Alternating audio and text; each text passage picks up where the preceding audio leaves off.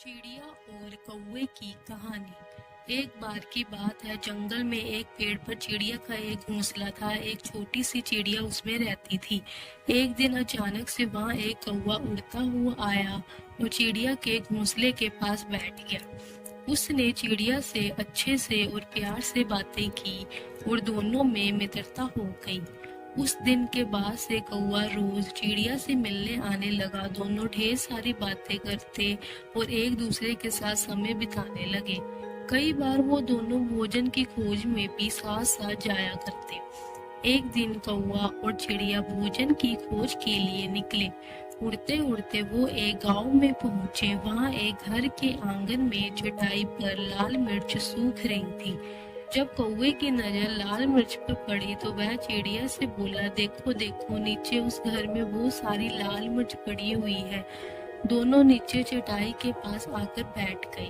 चिड़िया बोली, चलो एक प्रतियोगिता करते हैं, देखते हैं हम दोनों में से कौन ज्यादा लाल मिर्च खा पाता है।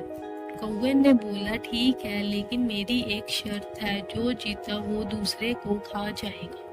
चिड़िया ने सोचा कि कौवा मजाक कर रहा होगा, इसलिए उसने कौवे की शर्त मान ली। दोनों ने लाल मिर्च खाना शुरू किया। चिड़िया ईमानदारी के साथ इस प्रतियोगिता में थी, इसलिए ईमानदारी से मिर्च खा रही थी, लेकिन कौवा चिड़िया से नजर बचा कर बेईमानी करने लगा। वह कुछ मिर्च तो खाता, लेकिन कुछ चटाई के नीचे छुपा देता। इस बेईमानी के कारण कौवा जीत गया। जीत की खुशी में वह चिल्लाया, मैं जीत गया, मैं जीत गया, अब मैं तुम्हें खा जाऊंगा। कौवे की बात सुनकर चिड़िया बहुत दुखी हुई। वह तो कौवे को अपना मित्र समझती थी, लेकिन कौवे ने अपना असली रंग दिखा दिया था। कौवा चिड़िया को खाने के लिए बहुत ज्यादा उतावला होने लगा। तब चिड़िया बोली, ठीक है, तुम मुझे खा सकते हो, लेकिन मुझे खाने से पहले अपनी चोंच धोकर आओ। पता नहीं तुम क्या क्या खाते हो और तुम्हारी चोंच बहुत गंदी रहती थी। कौवा चिड़िया की बात मान गया और उड़कर नदी किनारे चला गया। जब उसने नदी से पानी मांगा तो नदी बोली, मैं तुम्हें पानी देने के लिए तैयार हूँ, लेकिन पहले एक मटका लेकर आओ, उसमें जितना चाहो उतना पानी ले जाना। कौवा उड़ता हुआ कुम्हार के पास गया और उससे मटका बनाने को कहा। कुम्हार बोला, मैं तुम्हारे लिए मटका बना दूंगा, लेकिन उसके लिए मुझे मिट्टी की जरूरत होगी। अभी मेरे पास मिट्टी नहीं है, मुझे थोड़ी मिट्टी ला कर दो। कौवा उड़ता हुआ खेत में पहुंचा और अपनी चोंच से मिट्टी खोदने लगा।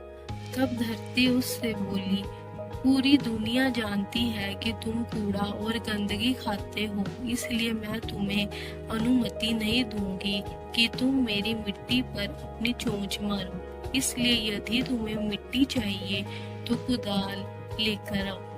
कौवा लोहार के पास गया और उससे बोला, मुझे एक कुदाल बनाकर दो। लोहार बोला, यदि तुम्हें कुदाल चाहिए तो मुझे आग लाकर देना होगा। कौवा पास ही एक गांव में एक किसान के घर गया।